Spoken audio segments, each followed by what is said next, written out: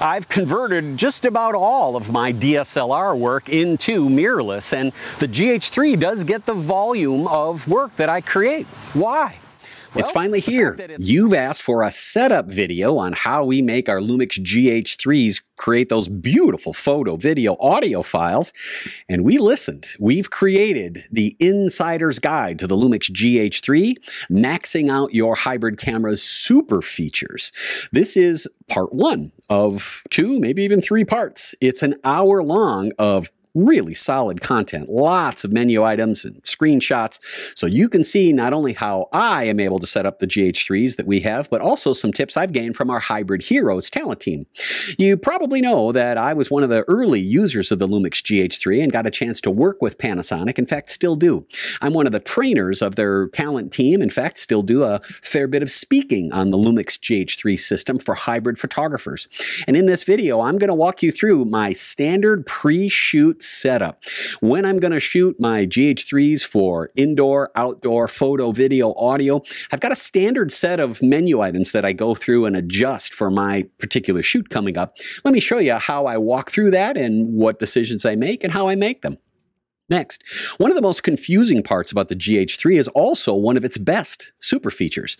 Its ability to record scene brightness all the way up to 12, maybe even 13 stops worth of data on video, unheard of, is controlled through the iDynamic menu item. Let me walk you through that and show you exactly how to use that for its best and show you some examples of what happens when you set right and when you set it wrong too. Also, I use the photo styles features all the time on pretty much every shoot. Let me show you how I use the stock versions and also how I customize those in order to have my own little flair and style for what we call pre-processing. I'm also going to show you a lot of my other pre-processing setups. No matter if you're a RAW or a JPEG or just a video shooter, pre-processing will save you not only a lot of time, but will boost your creative energy further than you'd ever imagine.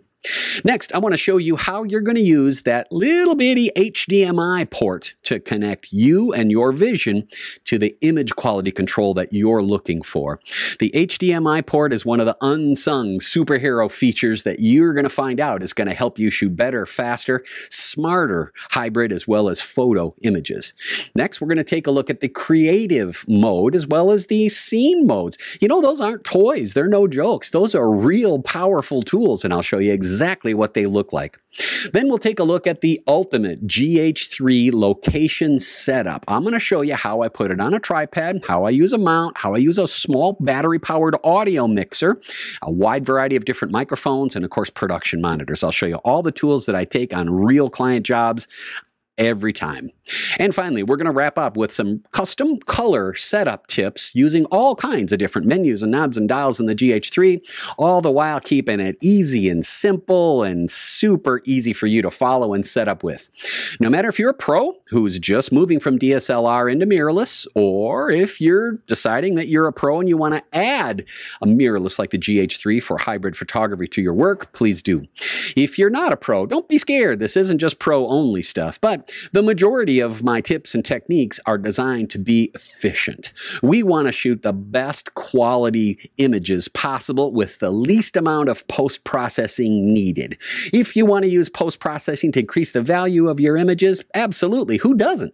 But I want to help you eliminate all the mistakes caused by not getting your camera set up the way you want it for the best image possible. Talking portraiture, e-products, auto editing, e-templates, educational videos for shooting smarter, not harder, at thePHOTOchannel.pro.